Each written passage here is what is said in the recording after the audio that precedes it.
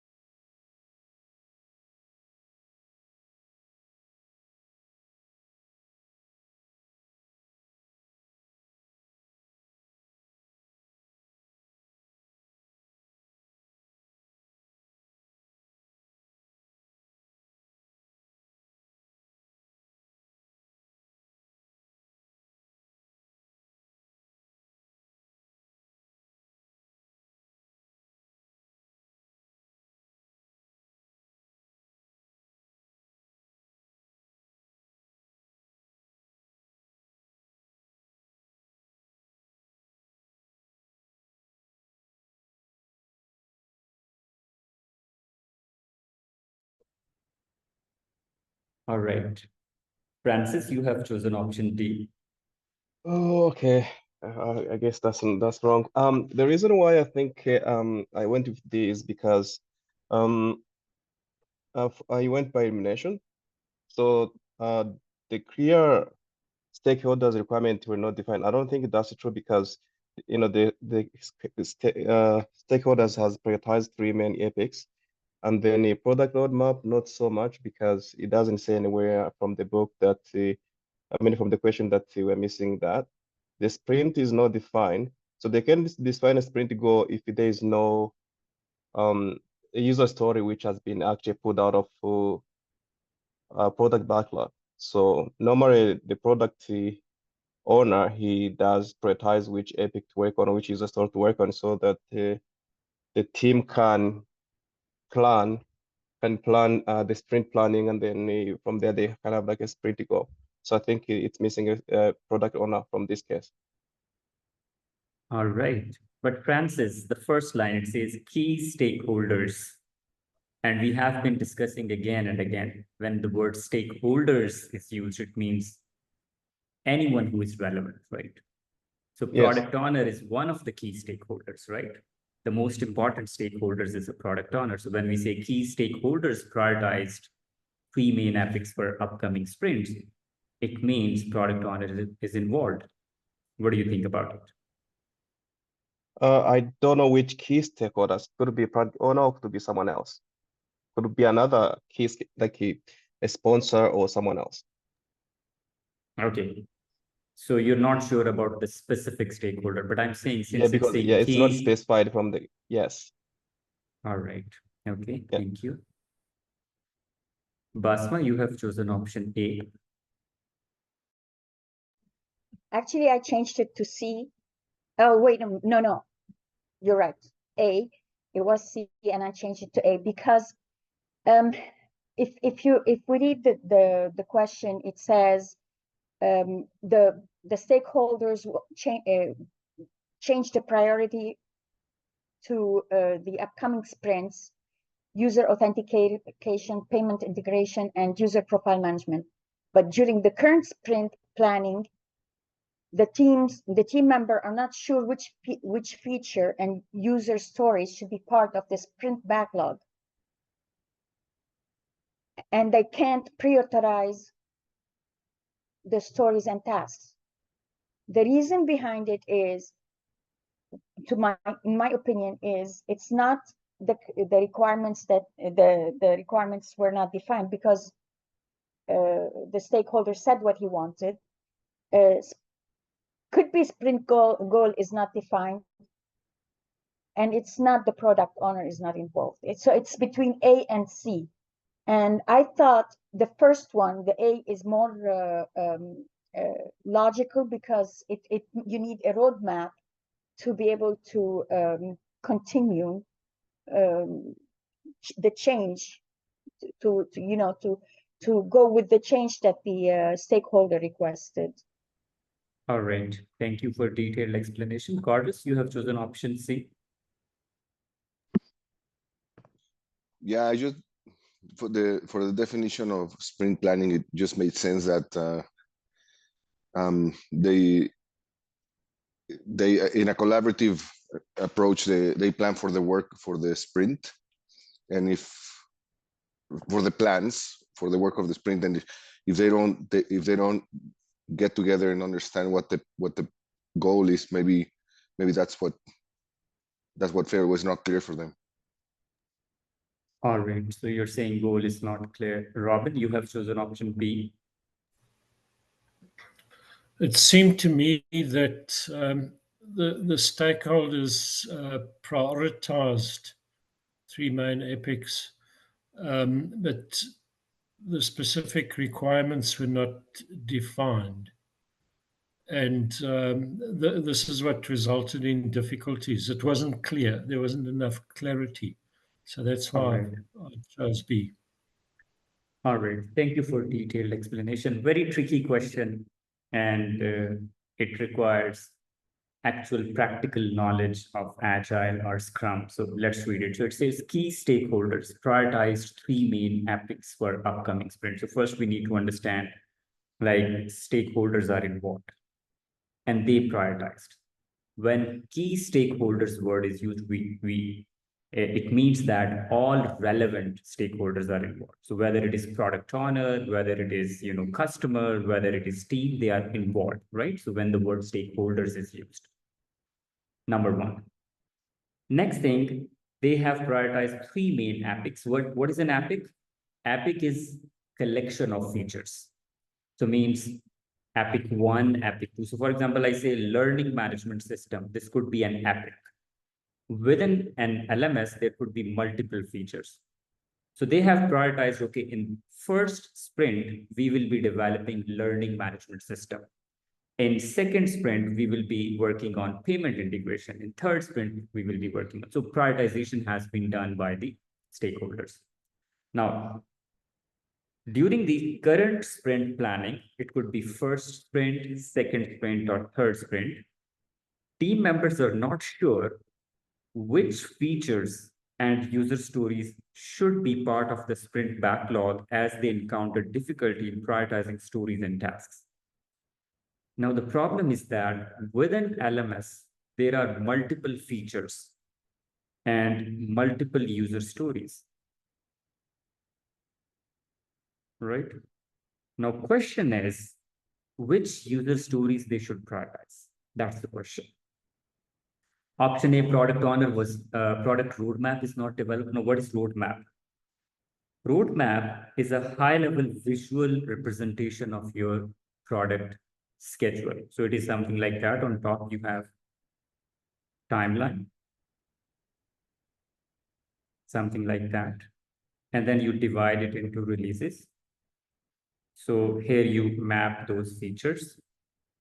So this is how you would be developing the product. So this is already done. It is clearly mentioned key stakeholders prioritize 3 main epics for upcoming sprint. So this is your roadmap. You understand, everybody? High-level features are already mapped. Means high-level prioritization is already done. So roadmap is there. So we can easily eliminate option A, right? If you have any comment, put in the chat window. This is a really important question. So roadmap is there. Option 2, clear stakeholder requirements were not defined. So means lack of clarity about requirements. If we read the question, it says during the sprint planning, team members are not sure which features and user stories should be part of the current backlog. So it's not like that we don't know the user stories. We don't know the priority. Like we have A to Z, which should become part of this current backlog. So the problem is not lack of clarity about requirement. The problem is lack of understanding on how to prioritize. So the problem is not with definition, the problem is with priority. So we can remove this as well. Option C, a sprint goal is not defined. Could be the right answer. Let's mark it. The product owner is not involved. So as I mentioned in the start, key stakeholder is mentioned, so we can eliminate this. Correct answer is option C. A sprint goal is not defined. Now, what is a sprint goal? So at the start of the sprint, the very first thing in the sprint planning meeting that is done, a goal is defined. Like our goal is to develop learning management system. So anything that is relevant to LMS only, that would become part of the sprint. Any other irrelevant thing would not become a part of current sprint. So what we do, the first thing is we define sprint goal. Now, what is sprint goal? It defines the boundaries. Like this is what we will be working on. It gives you the direction.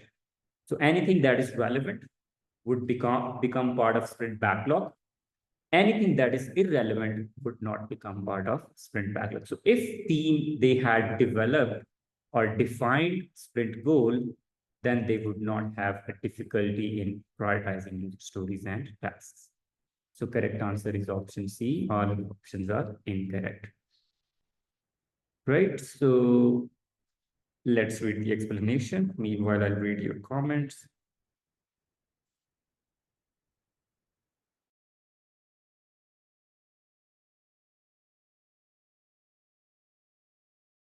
All right, there is a comment. Sprint goal is defined by PO, not by PO.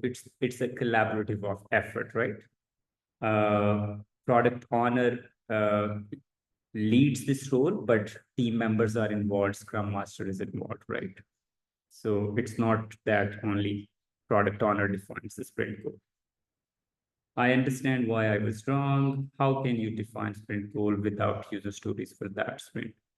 Sprint goal is the higher aim that you want to achieve, right? This is what we want to do. So for example, as I mentioned, my goal is developing learning management system. Now I have defined the goal, and then I will be breaking down this LMS into user stories, right?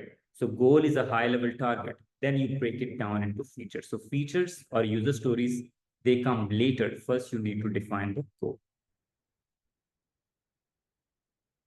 But as Scrum Guide, PO defines sprint goal. This is what I'm saying. Even the prioritization, ultimate responsibility of prioritization is of product owner, but team is involved in prioritization, right? Backlog prioritization, backlog grooming, backlog refinement, that is the job of product owner, but team is heavily involved in that. So it's not like that, it's a unilateral action that is taken by PO and they have nothing to do with team members, right?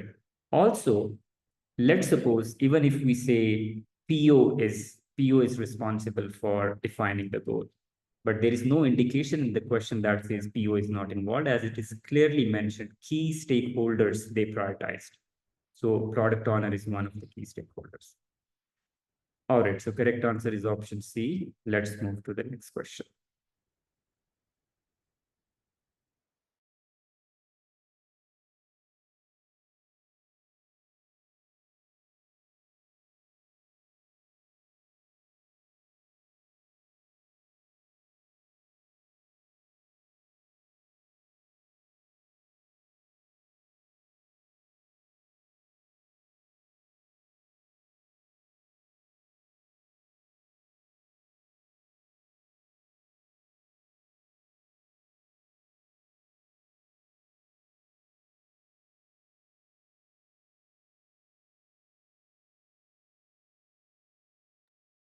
All right.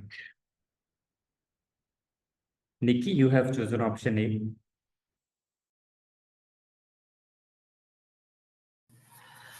Yes, we talked about this one yesterday and I wrote notes about it. So I remember that you said that whenever we do the critical chain project, it is set 1, set 2, set 3, and they kind of bump them together. And then you add a buffer at the end. So if there are mistakes or things that need to be addressed, then you fill it in at the end and you have that time and buffer to finish or fix anything that went wrong.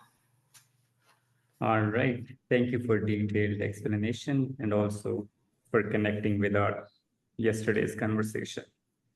All right, surprisingly, all of you have chosen option A. So I won't be taking any more comments. So, okay. This question is slightly different because it requires knowledge of buffers, different types of buffers. So buffers are divided in different types. So for example, we have project buffer. We have feeding buffer.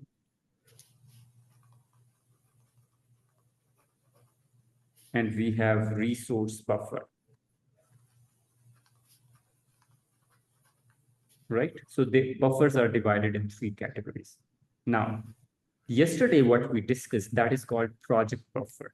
So the buffer that you apply on the entire project, that is called project buffer. So for example, as we discussed yesterday, we have an activity A and activity B and activity C. And let's suppose this is the delivery date or the deadline, right? So what you do, you compress it, something like that, right? And you keep this as buffer.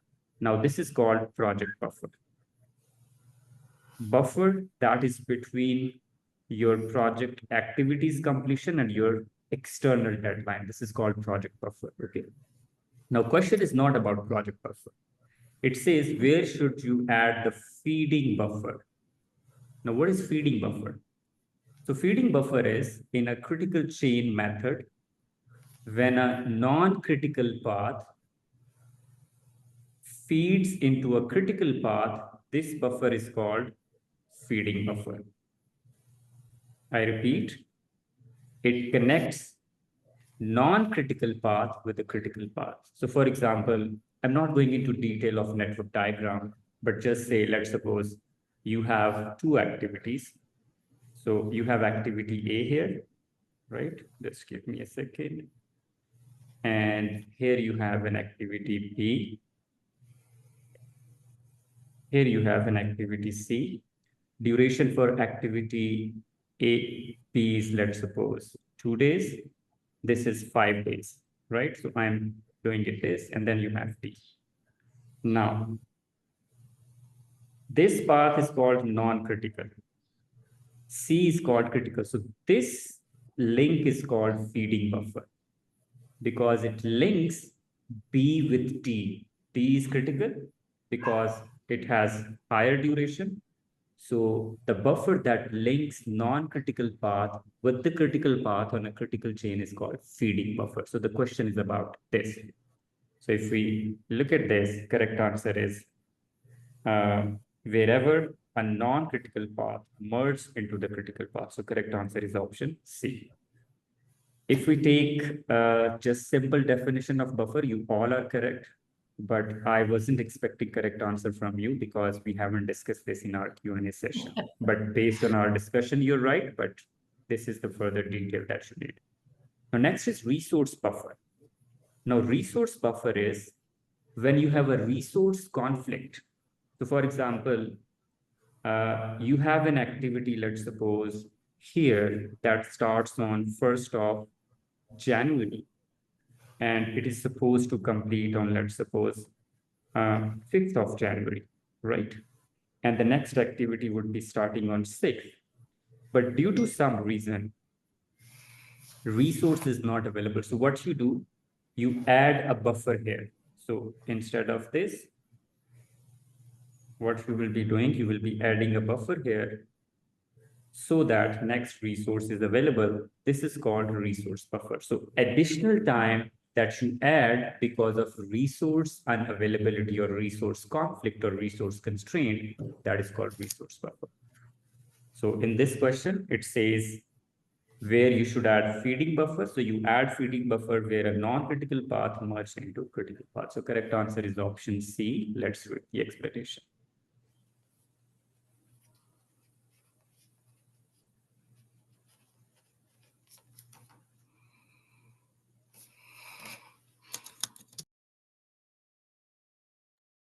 How do you know which buffer they are talking about? By just reading the question. If you read the statement, it says where you will be adding the feeding buffer. Okay. Next question.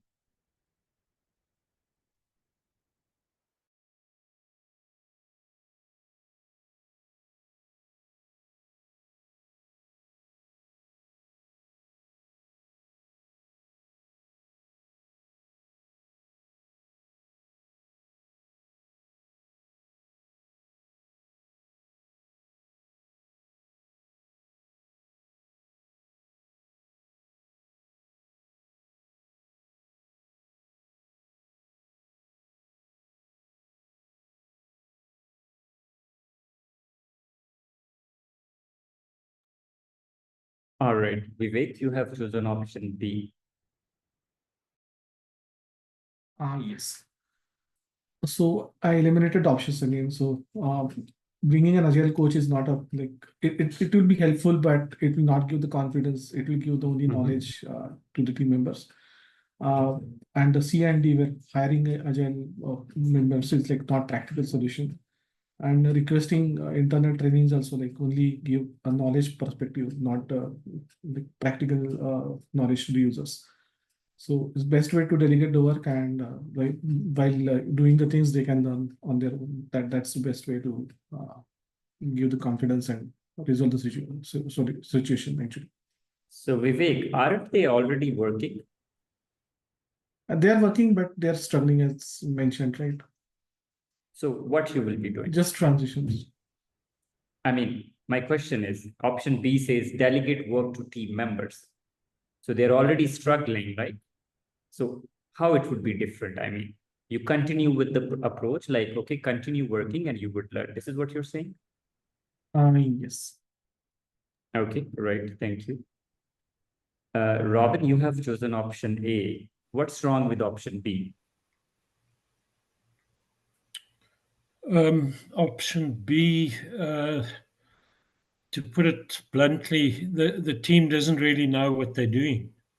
And so they would need option A. They would need a coach to assist them in guiding them and coaching them on what they need to do. All right. Thank you for detailed explanation. And I'm liking most of you are answering. That's a good thing. Thank you for that. Okay, so Has, you have chosen option D. Yeah, Amar, I thought, the thing is, 1 second. It's okay. No problem. We can hear you. You can, continue. Sorry, yeah, Amar. The reason why I chose option D is because the organization has recently transitioned, right? So that means they have already transitioned. So it has transitioned. So agile coach to help the transition may not be, because they have already, it is transition. So helping in the transition is what I believe option A is talking about. Delegate the work, they're already in that, so I felt it may not be. Hiring new team members, again, we don't want to do that. Training the people will help because they're struggling with the new methodology. So I felt option D is better. All right. Thank you, Suhas. But option C, D says arrange regular internal trainings. So if you have transitioned and you're struggling, how internal training would be helpful? I mean, you have people who are already struggling. How internal would be helpful? What do you think about it?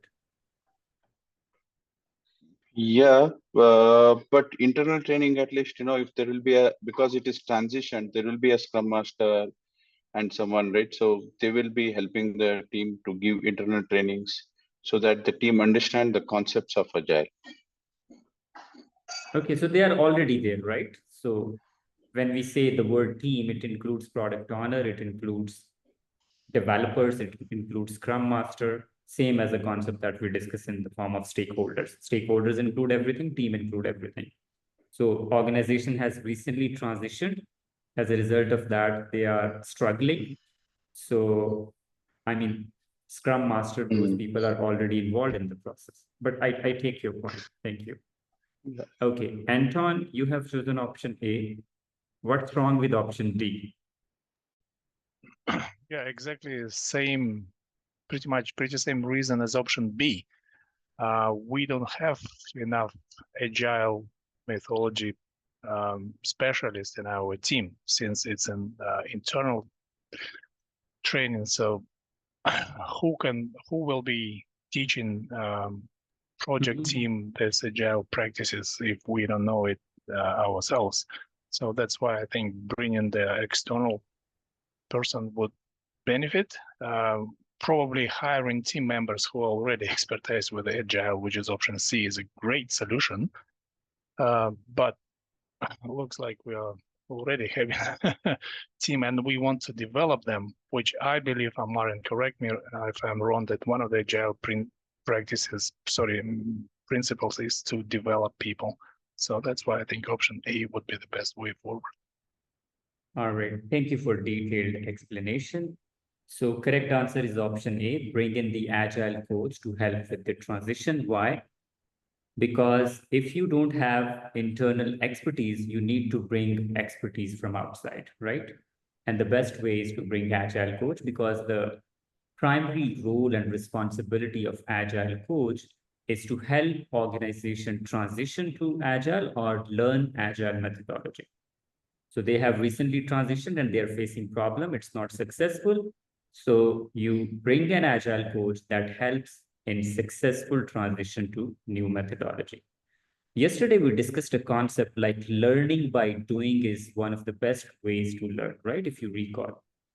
But learning by doing when you have expertise in-house. When you don't have expertise, who would be helping you to learn? You're already struggling. So you need to bring some expert who will be teaching or coaching or mentoring team. So correct answer is option A. Let's read the explanation.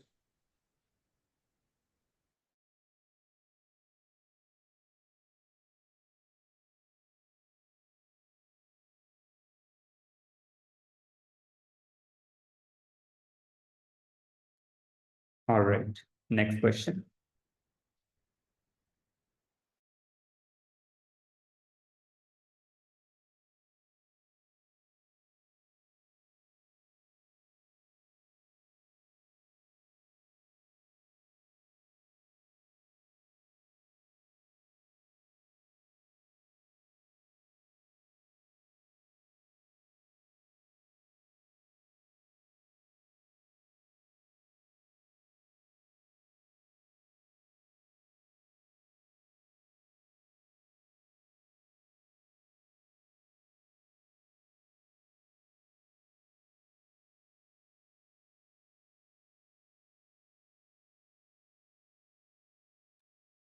All right. Mohan, you have chosen option C. Yeah, I picked option C because I mean I didn't see any of these responses. So basically I eliminated all of them. I mean Deming's wheel PDCA is like the plan act do model, so I don't think that was best suited for it. The SciPoc is you know what? Oh, can I change my basically a flashlight went on my brain? I think I'm gonna go with B. It's a SciPoc model. Sorry. Okay. But SciPoc basically is supplier input, I believe process output, and I don't know what the C stands for. So I think B is the right option. Value stream mapping is for process improvement, but at a very high level to eliminate waste. And DMAIC is, I don't know. I think it's more for like the roles and responsibility model. But I'm gonna go with option B. All right. Thank you for explanation. Monica, you have chosen option C.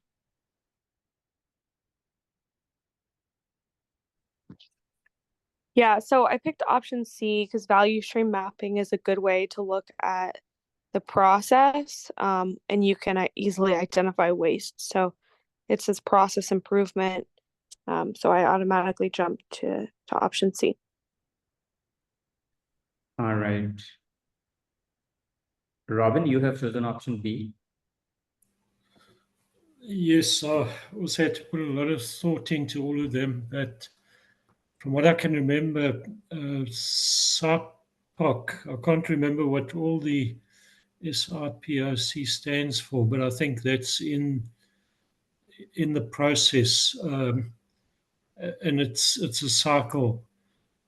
So I felt that that one would probably fit the question better than the others. All right. Thank you for detailed explanation. So let's see.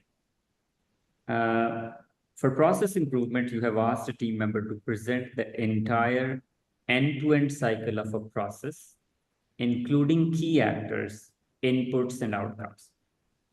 So we want something that gives us end-to-end cycle, number one, key actors, inputs, and outcome. This is what we need. Okay.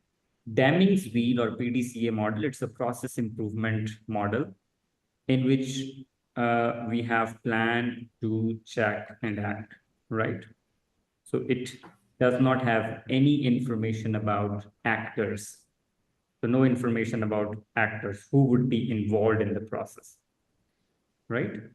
And yes, you can say this would be the input in the form of plan and this would be the outcome, but that's not clearly defined, okay?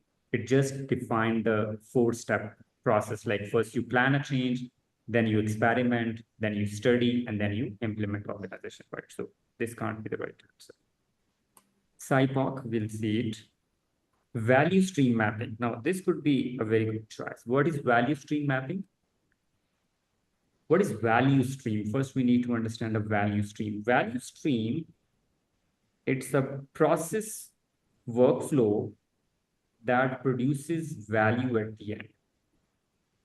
So it defines the entire process or a workflow that culminates in development of some sort of deliverable. But again, it's a process. It doesn't talk about actors. You understand, everybody? Value stream mapping, it's a workflow of your process. So it gives you end-to-end cycle of a process. It gives you inputs, it gives you outcome, but it doesn't talk about actors who would be involved in the process. So it is partially correct, but not whatever information is requested in the statement. So we can eliminate that. DMAC. So DMAC is again, it's a different version of PDCA model, and it is again used for problem identification.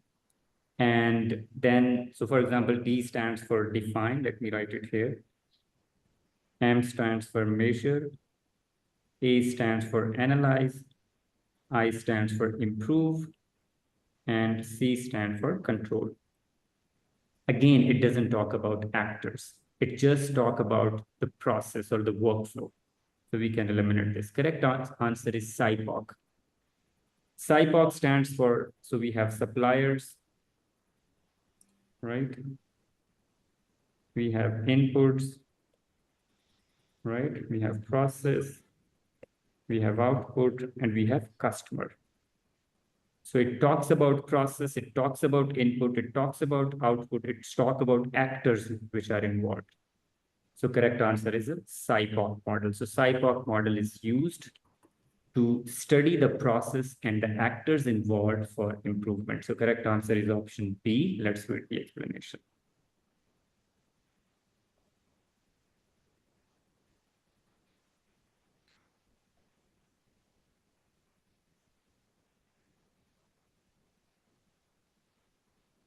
All right, next question.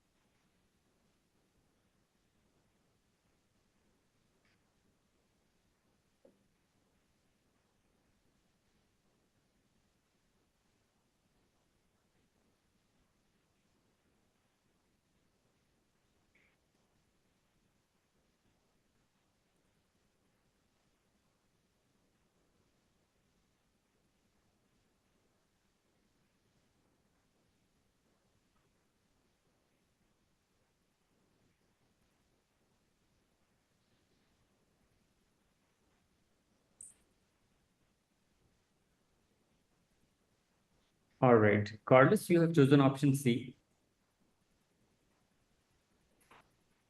Yeah, I tried to eliminate, but I was between A and C. But the rotation, in my viewpoint, it won't help the understanding of the other team members. So if you do some team building activities from the way I read it, and maybe I need to read it again, but it would better foster the relationships, and the perceived inequalities might show up or might not show up, or it might just quench them. All right. Thank you. Robin, you have chosen option D. What's wrong with option C? I didn't see, or maybe a better way of putting it, C didn't sort of capture me with better relationships. Maybe they had good relationships, but they still didn't understand exactly what their responsibilities were.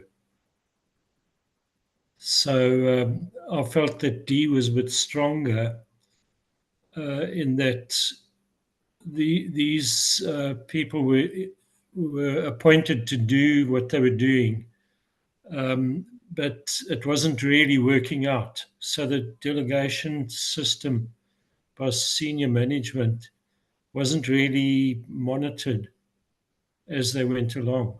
So a difficult question, but that's why I came to D. All right. Thank you for explanation. But Nadika, you have chosen option B.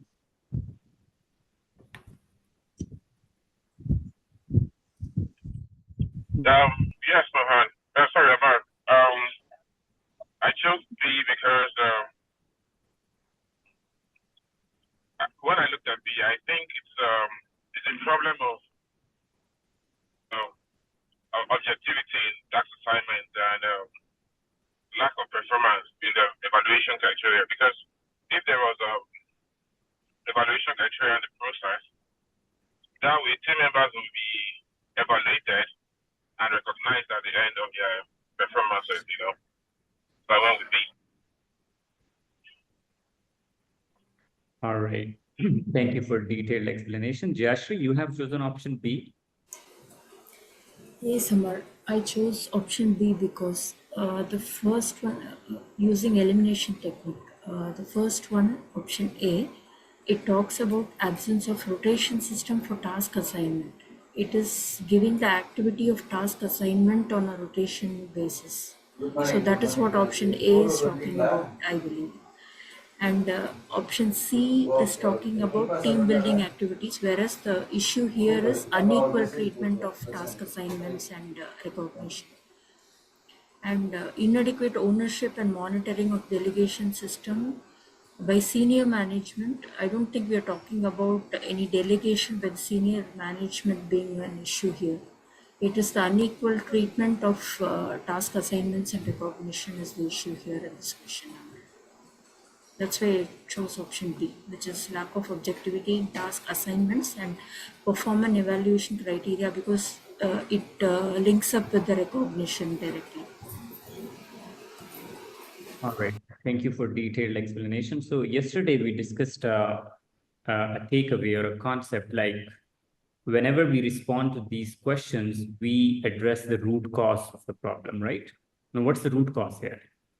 So it says several team members are expressing dissatisfaction due to unequal treatment in task assignment and recognition. So there's a kind of favoritism or nepotism in task assignment and recognition. Now, how we can address that?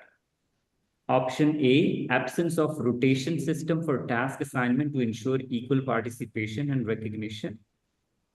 So yes, up to some extent, rotation system could help in task assignment, but it doesn't always work because we don't assign tasks based on rotation. We assign tasks based on skill set, right? It's not like that if we have 5 team members and 5 team members would be working same thing right? After some time. So A can't be the right. And also rotation system has nothing to do with recognition.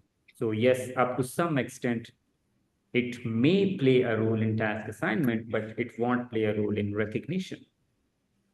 Option B, lack of objectivity in task assignment and performance evaluation criteria. This is correct answer. Now, what is lack of objectivity? So what is objective performance criteria or objective task? Objective task assignment is, it's a system where manager or leader does not exercise any discretion. It is fixed, right? So for example, it is based on numbers. For example, I say, if the attendance of a team member is 100%, they would be getting 5 out of 5. Now, I can't do anything about it. I can't assign 4 because I can't exercise my discretion. But if I have a criteria that says, what was the behavior of a team member? Now, behavior can't be quantified. In behavior evaluation, we have subjectivity, and subjectivity leads to biasness. Subjectivity leads to favoritism. So the problem is, we do not have well-defined evaluation criteria and rules for task assignment. They lack objectivity. That's why leaders or managers, they exercise subjectivity that leads to unequal treatment. So option B is correct. Option C, insufficient team building activities to foster better relationship and reduce perceived inequality. Even if the team members, they have very good relationship, they are friends, but they are not being treated equally. So friendship or good relation would not respond to that unequal treatment. So C is talking about ignoring the root cause. Option D, inadequate ownership and monitoring of the delegation system. That's a reactive approach. It does not address the root cause. So correct answer is option B. Let's read the explanation.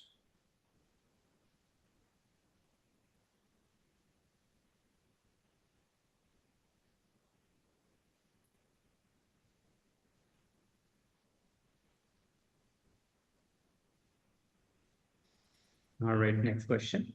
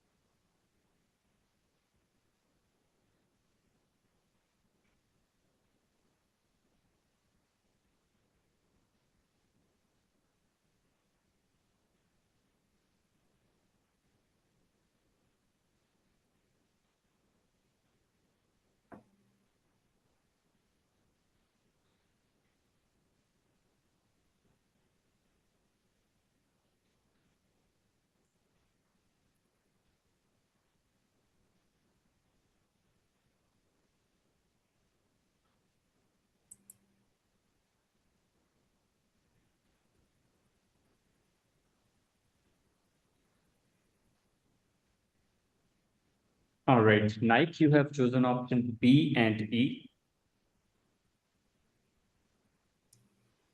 Yes, sir. The reason why I choose the diminishing return is that the option B is because more resources at times may lead to where there will be some workers that they will be less productive on the project. It's like when you added more resources, when the work is already will be completed earlier. I mean, is on time. the project is already on time and you want to add more resources. Adding more resources will lead to, we increase the cost. And this, most of the time, it leads to the fact that most of the resources added may not even be relevant in the project. And this is just a waste of money, I would say, of the cost. The cost effective here is not okay, and it's going to affect the return of the project, the total return of the cost. I don't know how to say that. Then when the reason I say, you see that B or E is that you need to consider the overhead cost that is associated with the additional resources, the cost effective. The additional cost, knowing that the project is on time and it will be delivered as expected. So what's the essence of adding, more cost to the project? That's the reason why I don't know how to explain better than that. All right, thank you for explanation. Anton, you have chosen option D and E. Yeah, maybe I'm not correct. I think it's logically, to be honest, describe the law of increasing costs. We're throwing in extra resources. That means we are increasing total cost and expenses, right? And obviously, there are additional costs involved if we have to bring in more resources. We say we need to hire more people. So we obviously paying more to our HR, paying more for onboarding, buying equipment for those people. So D and E seem to be logical to me. All right, thank you for detailed explanation. So, Anton, question is, yes, increasing resources would have additional expense, but the sponsor's point of view is that if you increase resources, you will be completing work earlier and total effort remains same. So you're saving money as well. You understand? Does it make Yeah, sense? I do. Yeah. So then how increasing resources would increase total expense? On one side, we are increasing, on the other side, we are decreasing. So it should offset the impact, no? Good question. All right. I'm saying logically, the total amount of effort remains the same. The work is same. So if 20 people are doing or 10 people are doing, effort in terms of hours remains same. So it should cost same. That's the question. Okay. I hope you all understand the question now. Okay. Now let's read the option. Option A, agree that if project duration reduces proportionately, there won't be additional cost. There will be additional cost. So for example, if 10 people are working, instead of that, 20 people are working, there would be additional cost. Why? We will be talking about that. So it's not always correct. If duration reduces proportionately, there won't be additional cost. There will be cost of additional resources. How? We will be discussing that. One, law of diminishing returns. What is law of diminishing return? So if you have 10 people and if you add 20 people, adding a resource would not give you a proportionate return. This is law of diminishing return. If you keep on adding, so for example, let's suppose if I study 3 hours in a day, right? And I tell you like you need 90 hours of study to pass PMP exam. Does it mean like if you study 20 hours a day, you will be passing exam in 4 days? Or would you be equally efficient if you study 20 hours a day versus 3 hours a day? Your efficiency would go down. You understand, everybody? So adding more resources or adding more time, it reduces the overall efficiency. So this is called law of diminishing return. When you add more resources, you do not get proportionate return. So that's why the cost would go up due to reduced efficiency. So one option, correct option is law of diminishing return. So if you keep on adding resources, you won't be getting proportionate return, so cost would go up, number one. Option C, mention economies of scale where more work reduces overall cost. This is exactly opposite to what they are saying. So this is, you can easily eliminate. Option D, describe the law of increasing cost where additional resources increase total expense. So law of increasing cost is a legit phrase, it's a term, but what does it say? It says cost of producing more items brings inefficiency, and as a result of that, overall cost goes up. So we're not talking about producing more items here, right? So if you are producing 100 items, let's suppose, right? And instead of that, you are producing 1,000 items. So due to scale, law of increasing cost says cost would go up. So we're not talking about that. Because in our case, work remains same. We are not changing the work. So you can eliminate this. Highlight logistics and overhead costs. So if you have 10 more resources, they would be staying somewhere, right? There would be training cost, there would be supervision cost, right? So as a result of that, cost would go up. So there are two reasons with that cost go up. One, law of diminishing return, and second, overhead cost. So correct option is option B and option E. Let's read the explanation.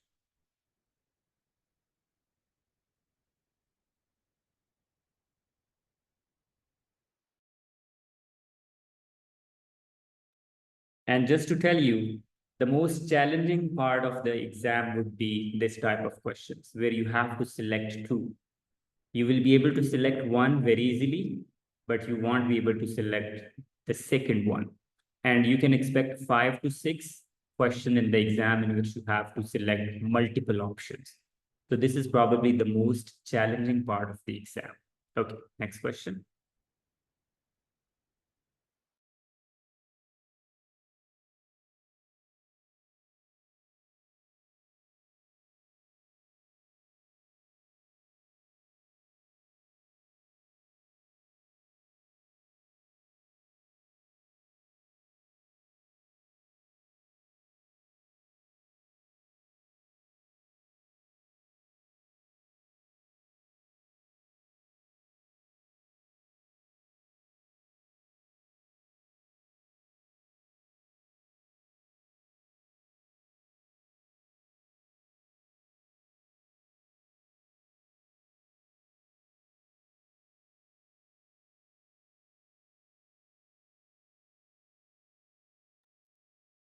All right, Manmeet, you have chosen option B. Self-regulation simply means we are controlling our behavior, our reactions to the actions or things that are happening around us. So that is why I think, because it's, to me, it's frustrating that somebody's giving the contradicting idea, but I'm still making myself calm. I'm taking a deep breath and acknowledging its inputs positively. So it's a self-regulation thing to me. That's why I picked option B. All right, thank you. Monica, you have chosen option A. Yeah, I actually changed to option B. So I would say it's also self-regulation. It would be self-awareness if there wasn't another individual involved, but self-regulation is because they're getting input from another individual. All right. Even if there is another individual involved, still it could be self-awareness. So for example, if you're understanding your emotions, your thoughts, what you like, what you don't like, and you don't react, right? You don't take any action. So this is self-awareness. You're aware of yourself, right? So that could be the case. But I take your point. Nikki, you have chosen Okay. Yes, sir. I believe empathy is just a way of reasoning with another person's perspective, and understand, or, whatever, try to understand what the other person is saying or thinking, and able to respond to whatever they do. Not even though being a project manager, except you are an authoritative project type of leader, you would not listen to, and that frustration will be let go but he chose to remain calm. I mean, being able to respond to the other, to see from the perspective of the person that is talking, before you can judge, you have to allow other people to see from his perspective, maybe what he's saying is right or not. But an authoritative leader, may not want to listen to that, but is trying to show empathy to the team that is making such Okay, such idea. then it should Yes. be D. You're saying they're trying to show empathy, then it should be D. Yes, it's D. I picked D. Okay, right. Thank you. Yes, sir. Okay, Vivek, you have chosen option B. What's wrong with option D? So empathizing with someone else is like feeling their pain, feeling their emotions. So that's not the case here. So the team member is actually suggesting something else which is not relevant. And in this situation, the self-regulation, having the control on emotions, that's the emotion intelligence like shown by the project manager. That's why selected B. All right, thank you for detailed explanation. So let's read the question. It says, during a critical meeting, a team member presents a new idea that contradicts your initial plan. Now, as a result of that, you feel frustrated by this unexpected challenge. Then you take a deep breath, remain calm, means you're controlling yourself, you're taking action, you're controlling yourself, and acknowledge the team members' input positively. So this is called self-regulation. You're regulating yourself, you're controlling yourself. Why it's not empathy, why it's not B? Empathy is being in someone else's shoes, that's it. Trying to understand their point of view. But this is beyond that. You're not just trying to understand their point of view, you're controlling your thoughts, your actions, right? So it clearly says you take a deep breath, you remain calm, and acknowledge the team members' input. So you control your anger or frustration. So it is above and beyond than just being empathetic. So correct answer is option B, self-regulation. Let's read the explanation.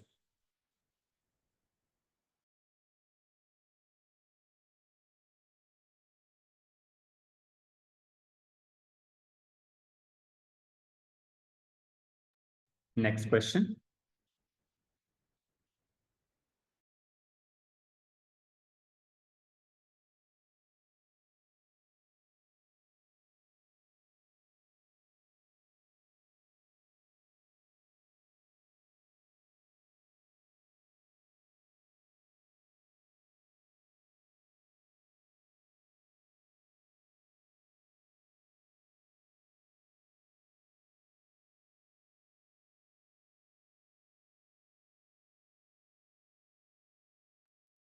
All right, Carlos, you have chosen option B. Yeah, just quickly by elimination, it says they lack clear direction and defining their team roles and responsibilities to guide their work, just like a work breakdown structure in a way. That's what I understood.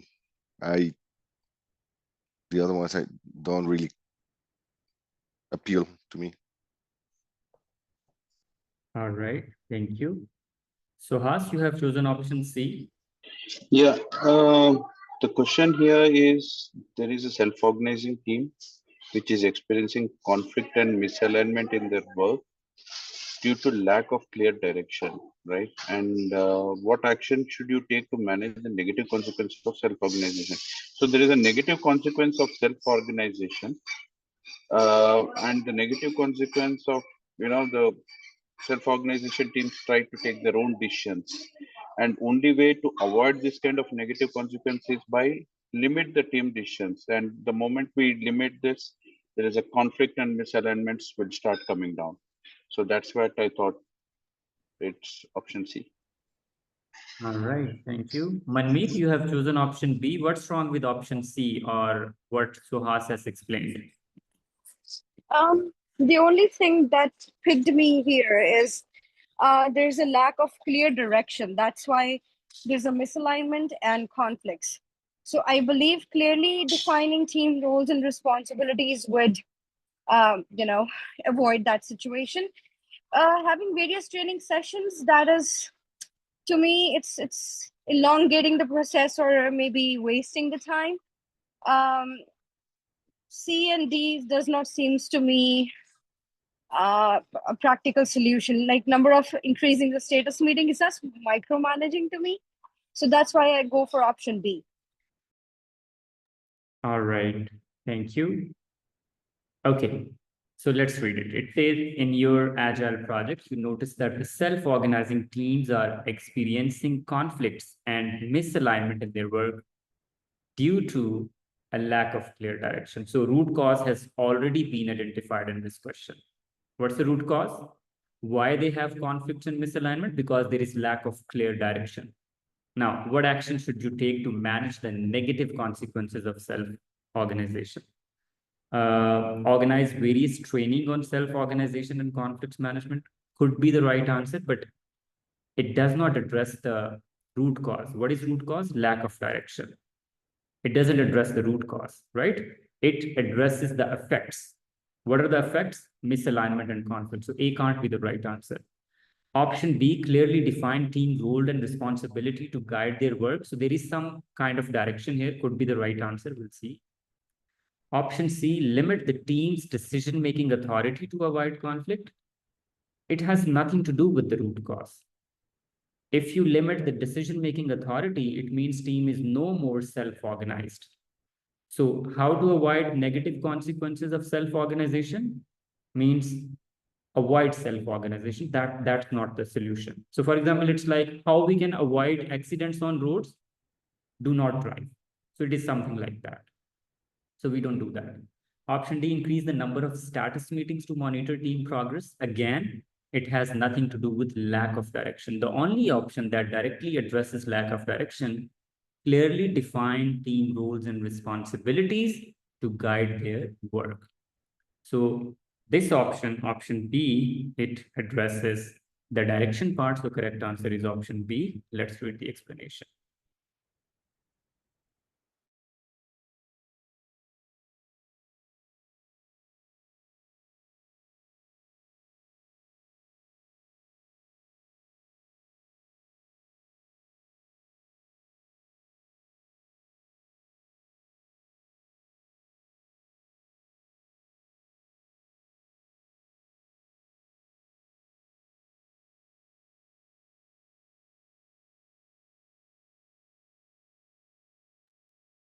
All right, next question.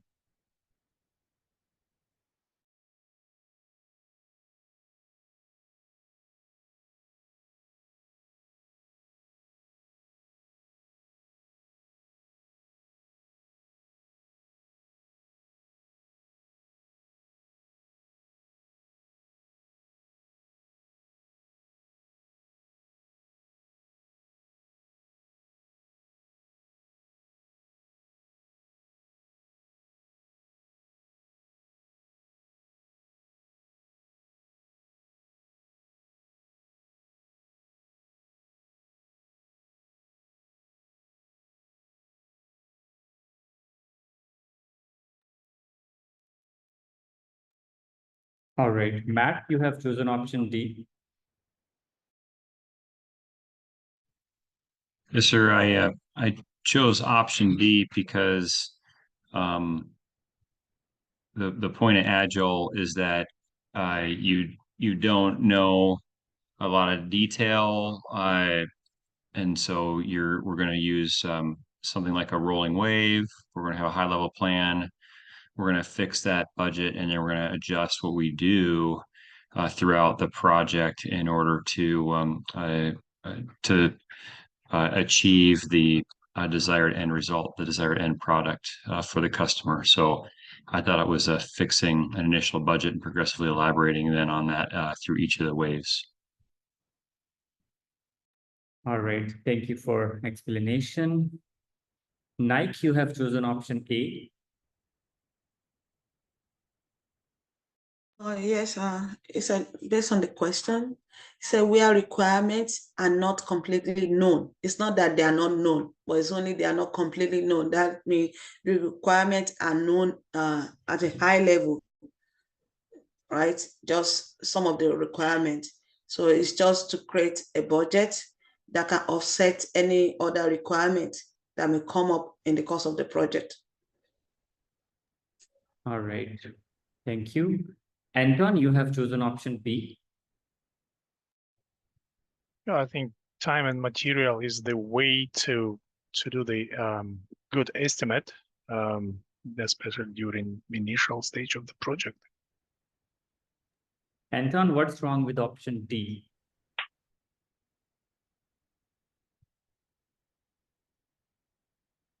Fixing initial budget.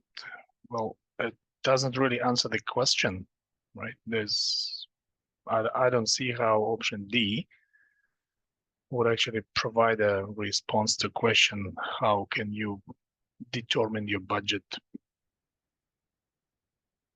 All right, thank you. So yes, problem with option D is that in the statement it says you need to determine your budget with some level of predictability and control. So by fixing an initial budget would not give you level of predictability because budget depends on the entire project, right? And it can't give you any control. You understand? Control means you have some sort of limit, like this is where, we would not be exceeding. So if you want some level of control, you will be going with T&M contract with a cap. What is T&M contract with the cap? You say, okay, we will be working and we will be paying based on actual time. And the maximum limit is $200,000. So when you have that limit or cap, you have control on project. So best scenario that would give you predictability and control is T&M contract. Rolling wave planning does not give you control because it is open-ended, right? You don't know where you will be ending, right? So D can't be the right answer. Option A, by creating a detailed upfront budget, if requirements are not known, we can't do upfront planning. And C is again fixed price contract, we don't do that. So correct answer is option B. Let's read the explanation.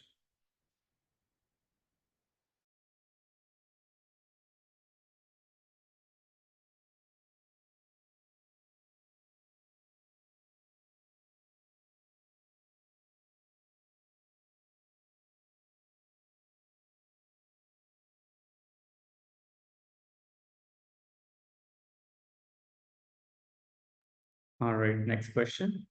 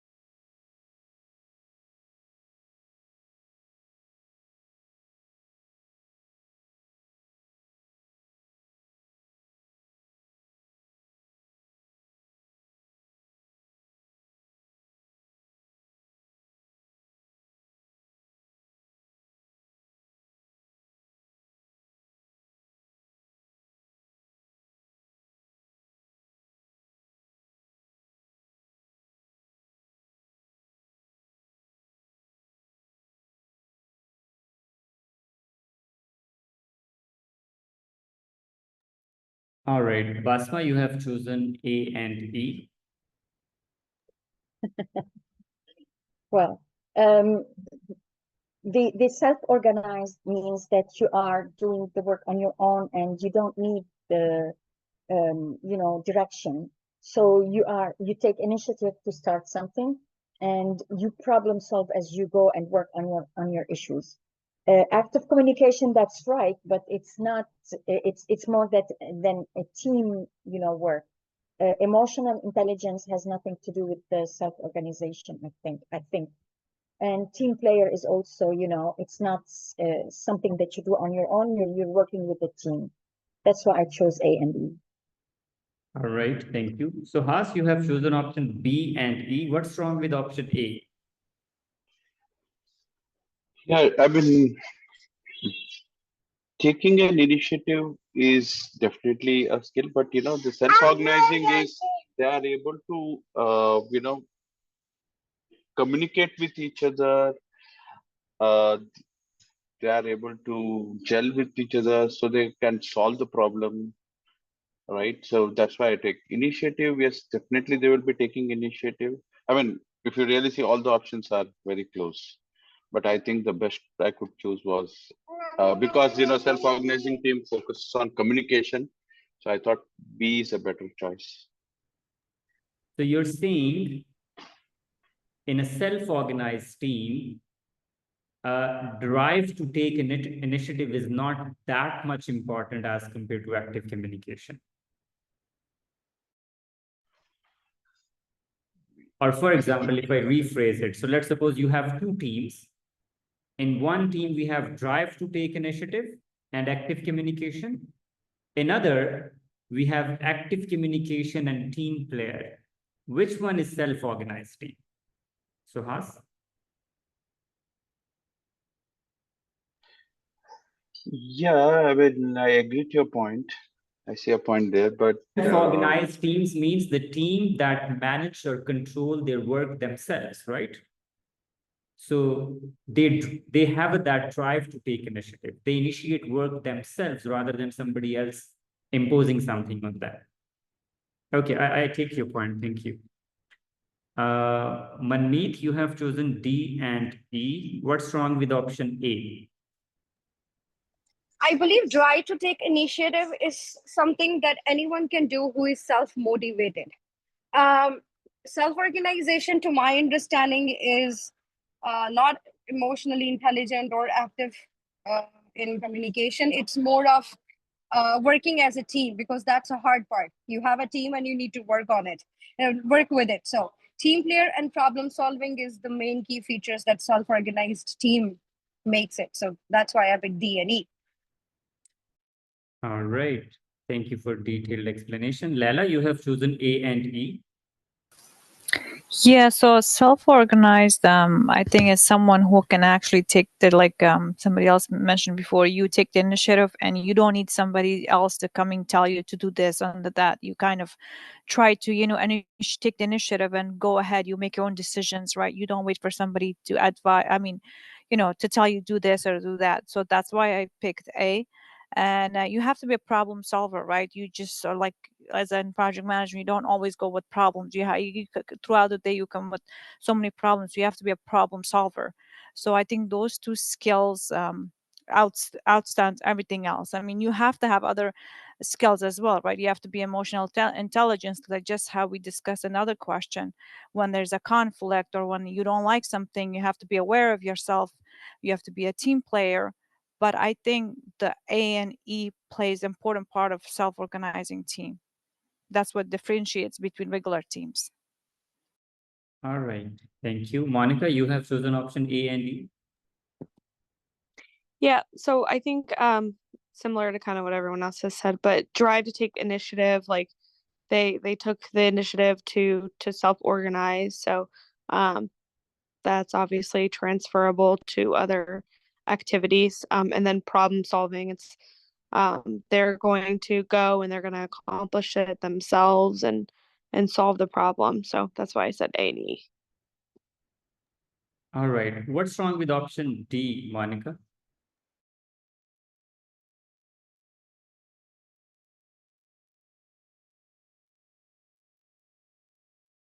I think that could be a good option as well. Team players, they're collaborative. All right. Thank you for detailed explanation. I'll be taking one more comment. Anton, you have chosen option A and D. Why A?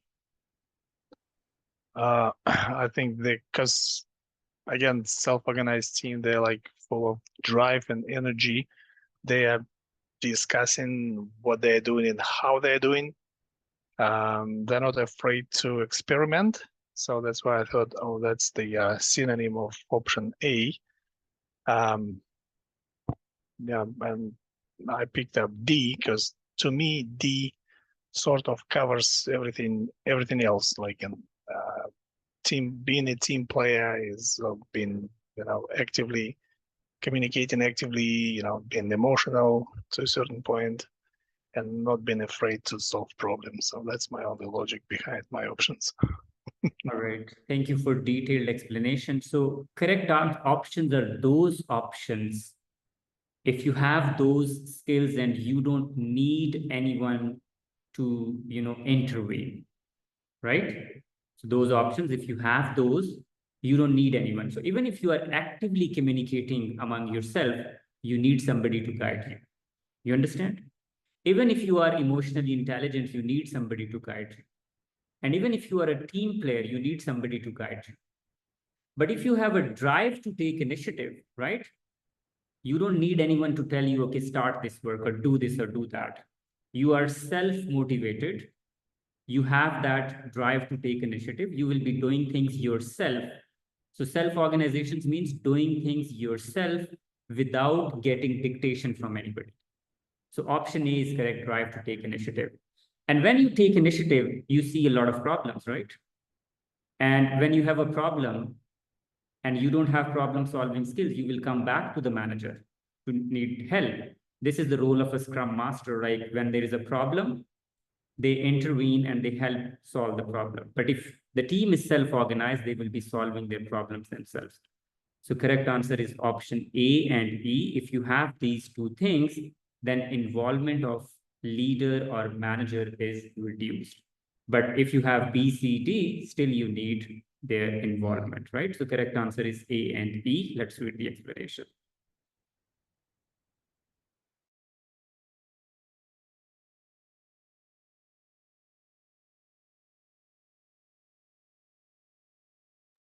So the key thing is without needing constant oversight or direction.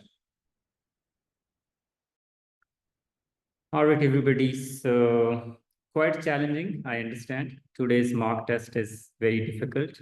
Yesterday's one was relatively easier. So just put your score in the chat window.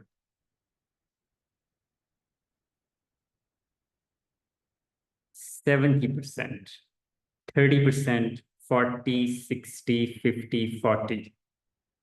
20%, 50, 40, 50, 50, 40. All right. So anything that is 50% or more, that's really good. Less than 50%, it's just an interpretation problem. So don't worry. And today's mock test is quite challenging. It's difficult, I understand. But this is how we learn. I hope you have, you have taken notes and you have written 10 takeaways. That would be really helpful. Some of you have shared your takeaways. So you can also share, right? And if you share those with me, I can point out your shortcomings, right? I can give you a feedback. So that could be helpful to you. Also, my next course is starting, one is starting on 27th, and in August, it's starting on 10th of August. It's a weekend batch. So those who are watching on YouTube, they can join. All right, everybody, take good care of yourself. I'll see you tomorrow with an interesting lesson. Thank you, Mark. Thank you, Mark. Thank you, Oma. Thank you.